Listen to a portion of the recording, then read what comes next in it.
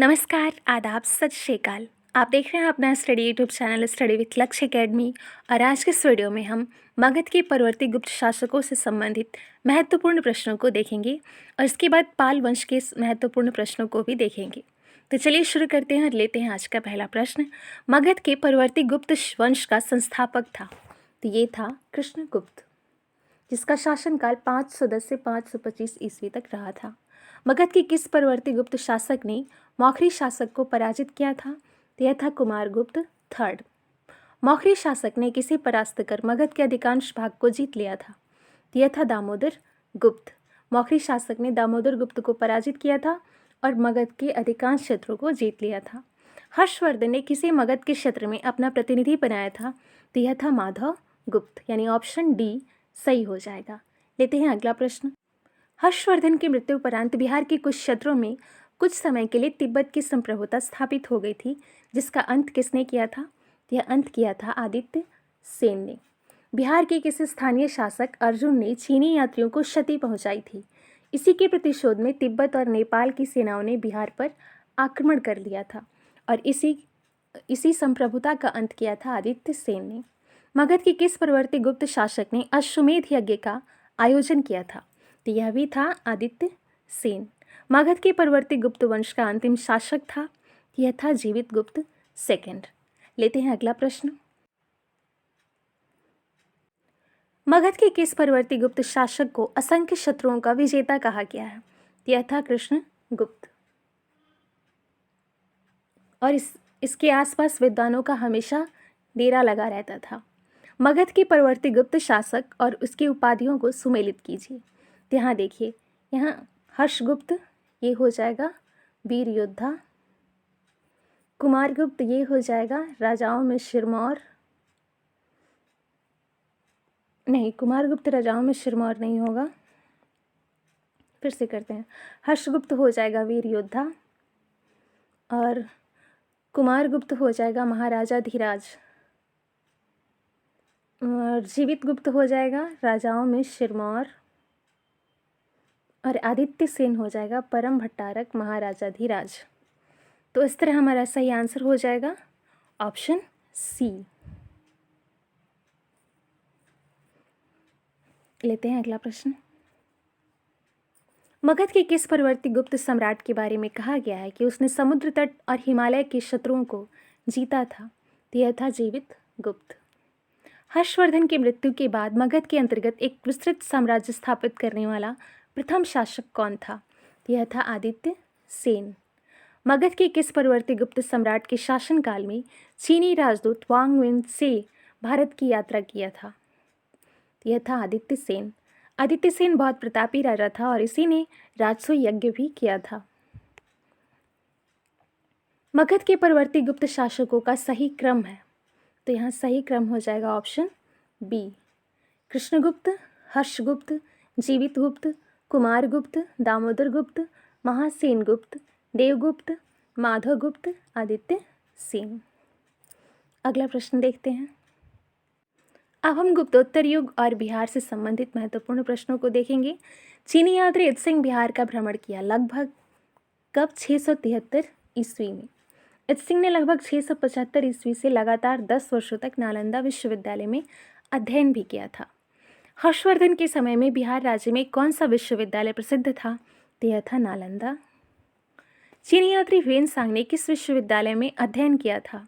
तो यह था नालंदा विश्वविद्यालय। ऑप्शन डी सही हो जाएगा।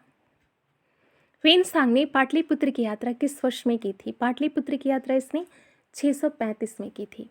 बोध गया के महाबोधि वृक्ष को क्षति पहुंचाने वाला शासक था?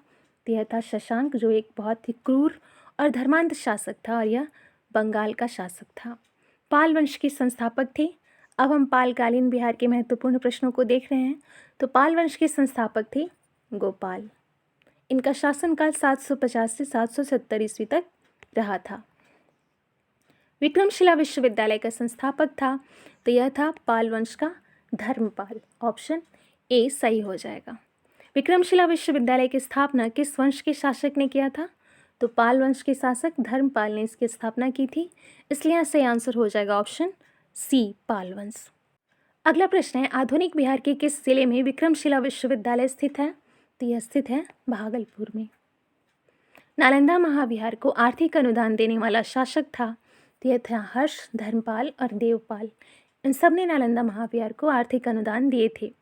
मुंगेर जो बिहार में स्थित है को अपनी राजधानी बनाने वाला पाल शासक था? तो यह था देवपाल। पाल शासकों द्वारा बौद्ध धर्म के किस संप्रदाय को विशेष प्रोत्साहन दिया गया?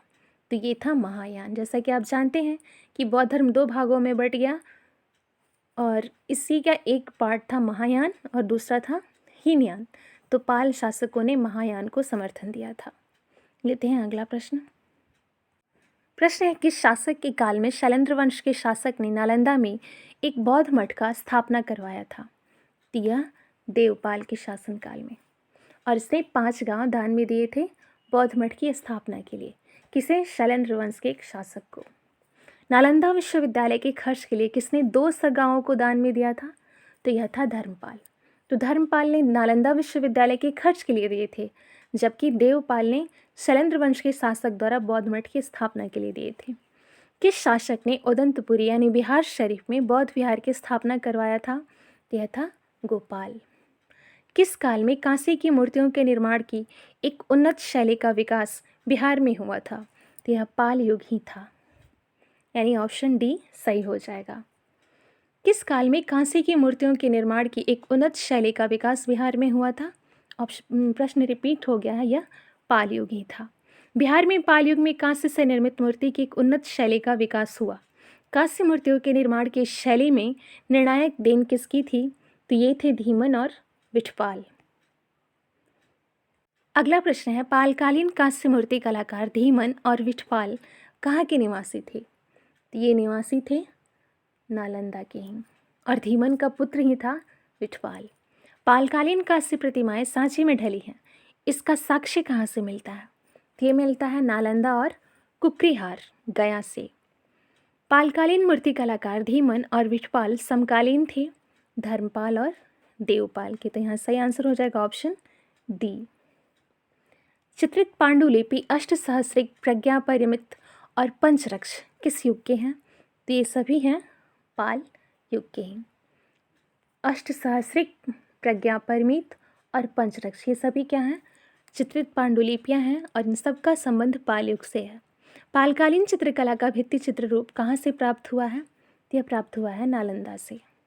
पाल शासक अपना आदेश प्रसारित करते थे पाटलिपुत्र से। पाल काल में श्रीनगर भुक्ति कहा जाता था किसी मगध को। मगध को श्रीनगर भुक्ति के नाम से भी जाना जाता था। देवपाल की अनुमति से सुमत्रा के राजा बलदेव पुत्र ने कहाँ विदेशी विद्यार्थियों के लिए छात्रावास का निर्माण करवाया था? तो ये है नालंदा।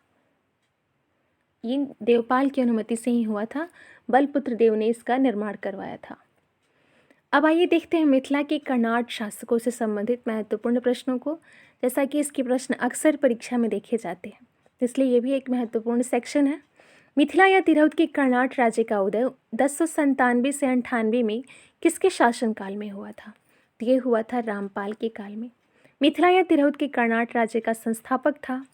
तो मिथिला या तिरहुत के कर्नाट राज्य का संस्थापक था नन्यदेव या नान्यदेव। तो सही आंसर हो जाएगा ऑप्शन बी। मिथिला के कर्नाट शासकों की राजधानी थी?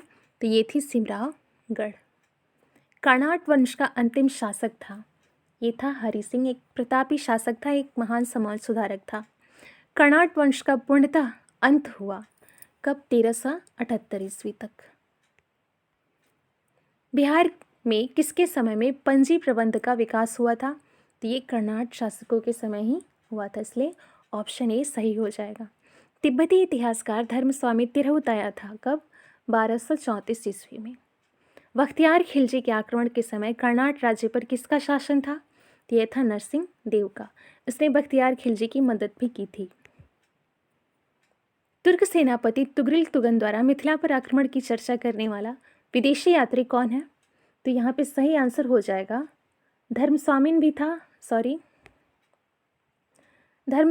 था और मुल्ला तकिया भी था। तो इसलिए यहाँ सही आंसर हो जाएगा ऑप्शन डी। बी एंड सी दोनों ही, धर्मस्वामिन और मुल्ला तकिया। तुगरिल तुगन के अभियान के समय कर्नाट राज्य का शासक था? ये था राम सिंह देव। अगला प्रश्न देखते हैं। कर्नाट शासकों में कौन एक महान समाज सुधारक था? तो ये था हरि सिंह देव।